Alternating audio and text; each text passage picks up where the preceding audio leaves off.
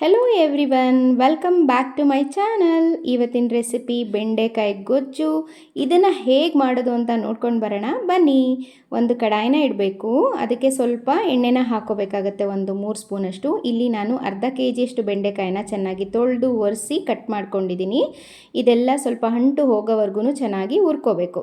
ಇದಕ್ಕೆ ಕೆಲವೊಂದು ಮಸಾಲೆಗಳನ್ನ ನಾವು ರುಬ್ಕೊಂಡು ಬರಬೇಕು.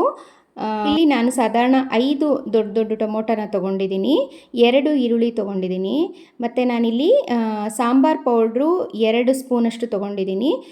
ಖಾರಕ್ಕೆ ಅನುಗುಣವಾಗಿ ನೀವು ಇನ್ನು ಸ್ವಲ್ಪ ಜಾಸ್ತಿ ಕೂಡ ಮಾಡ್ಕೋಬೋದು, ಕಡಿಮೆ ಕೂಡ ಮಾಡ್ಕೋಬೋದು. ನಾನಿಲ್ಲಿ ಅರ್ಧ ಹೋಳಷ್ಟು ಕಾಯಿ ತುರಿ ಕೂಡ ಹಾಕ್ಕೊಂಡಿದ್ದೀನಿ. ಇಲ್ಲದಿದ್ದರೆ ನಿಮಗೆ 1 ಕಪ್ಪಷ್ಟು ಕಾಯಿ ತುರಿನ ನೀವು ಅಂದಾಜಾಗಿ ತೊಗೋಬೋದು. ಇದು 4 ಐಟಮ್ನ ಮಾತ್ರ ನೀವು ರುಬ್ಕೋಬೇಕು.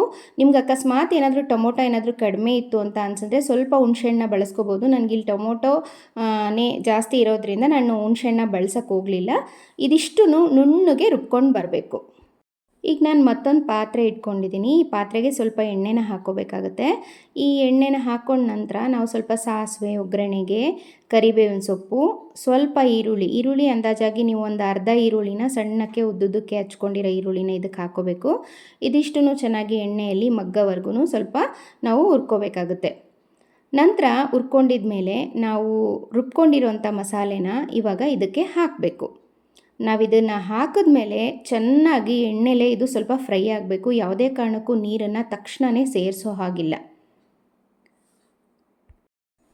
ಈಗ ಈ ಮಸಾಲೆನೆಲ್ಲ ಹಾಕಿ ಚೆನ್ನಾಗಿ ಬಾಡಿಸ್ಕೋಬೇಕಾದ್ರೆ ನಾವು ರುಚಿಗೆ ತಕ್ಕಷ್ಟು ಉಪ್ಪನ್ನು ಕೂಡ ಈಗಲೇ ಸೇರಿಸ್ಕೋಬೇಕು. ನಾನು ಈ ವಿಡಿಯೋದಲ್ಲಿ ಉಪ್ಪು ಹಾಕಿರೋದು ಸ್ಕಿಪ್ ಆಗಿದೆ.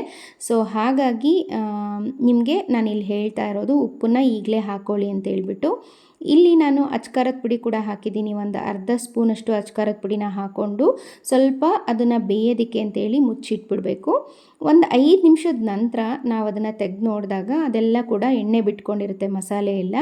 ಆವಾಗ ನಾವು ಕನ್ಸಿಸ್ಟೆನ್ಸಿ ನೋಡಿಕೊಂಡು ನಾವು ನೀರನ್ನು ಹಾಕ್ಕೋಬೇಕು. ಇವಾಗ ನೀರನ್ನು ಸೇರಿಸಿದ ನಂತರ ನೀವು ಹುರಿದಿರೋ ಬೆಂಡೆಕಾಯಿನ ಕೂಡ ಇದಕ್ಕೆ ಸೇರಿಸಿ ಒಂದು 10 ನಿಮಿಷ ಇದು ಚೆನ್ನಾಗಿ ಬೇಯೋದಕ್ಕೆ ಬಿಟ್ಬಿಡಬೇಕು. ಚೆನ್ನಾಗಿ ಬೇಯಕ್ಕೆ ಬಿಟ್ಟ ನಂತರ ನಿಮಗೆ ಪರ್ಫೆಕ್ಟಾಗಿ ಉಪ್ಪು, ಹುಳಿ, ಖಾರನೆಲ್ಲ ಒಂದು ಸರಿ ನೋಡ್ಕೊಳ್ಳಿ. ಏನಾದರೂ ಒಂದು ಸ್ವಲ್ಪ ಖಾರ ಬೇಕು ಅಥವಾ ಉಪ್ಪು ಬೇಕು ಅಂತಂದರೆ ನೀವು ಹಾಕೋಬೋದು. ಈಗ ನಾನು ಹೇಳಿರೋ ಕನ್ಸಿಸ್ಟೆನ್ಸಿಲೇ ನೀವು ಮಾಡ್ತಾ ಹೋದರೆ ಪರ್ಫೆಕ್ಟಾಗಿರುತ್ತೆ. ನೀವು ಮಸಾಲೆ ತಿಂದು ಬೋರ್ ಆಗಿರೋರಿಗೆ ಒಂದು ಸರಿ ಈ ಥರ ಟ್ರೈ ಮಾಡಿ, ಬಹಳ ರುಚಿಯಾಗಿರುತ್ತೆ. ಇದನ್ನು ನೀವು ಚಪಾತಿಗೆ, ಅನ್ನಕ್ಕೆ ಮತ್ತು ಮುದ್ದೆಗೆ ನೀವು ಪ್ರತಿಯೊಂದು, ನಾನೀಗಾಗಲೇ ಒಂದು ಸರಿ ಓಟ್ ರೊಟ್ಟಿ ಅಂತ ನಿಮಗೆ ಮಾಡಿ ತೋರಿಸಿದ್ದೀನಿ. ಅದಕ್ಕಂತೂ ಪರ್ಫೆಕ್ಟ್ ಕಾಂಬಿನೇಷನ್ ಅಂತ ಹೇಳ್ಬೋದು. ಇದನ್ನು ನೀವು ಒಂದು ಸರಿ ಅದಕ್ಕೂ ಕೂಡ ಟ್ರೈ ಮಾಡಿ ನೋಡಿ. ಎಲ್ಲದಕ್ಕೂ ಸೂಟಬಲ್ ಆಗುತ್ತೆ. ಪ್ರತಿಯೊಂದು ರೊಟ್ಟಿಗೆ, ಅನ್ನಕ್ಕೆಲ್ಲ ಸೂಟ್ ಆಗುತ್ತೆ. ಒಂದು ಸರಿ ನಿಮ್ಮನೇಲಿ ನೀವು ಕೂಡ ಟ್ರೈ ಮಾಡಿ. ಹುಳಿಯಾಗಿ, ಖಾರವಾಗಿ ತುಂಬ ರುಚಿಯಾಗಿರುತ್ತೆ. ನಿಮಗೇನಾದರೂ ಈ ವಿಡಿಯೋ ಇಷ್ಟ ಆಯಿತು, ಈ ರೆಸಿಪಿ ಇಷ್ಟ ಆಯಿತು ಅಂದರೆ ನಿಮ್ಮ ಫ್ಯಾಮಿಲಿ ಫ್ರೆಂಡ್ಸಿಗೆ ಶೇರ್ ಮಾಡೋದನ್ನು ಮರಿಬೇಡಿ. ಯಾರೆಲ್ಲ ಹೊಸೊಬ್ಬರು ನನ್ನ ಚಾನಲ್ನ ನೋಡ್ತಾ ಇದ್ದೀರಾ, ಪ್ಲೀಸ್ ಸಬ್ಸ್ಕ್ರೈಬ್ ಆಗೋದನ್ನು ಮರಿಬೇಡಿ. ಹೀಗೆ ನನ್ನ ಚಾನಲ್ಗೆ ಸಪೋರ್ಟ್ ಮಾಡ್ತಾ ಇರಿ. So thank you for watching.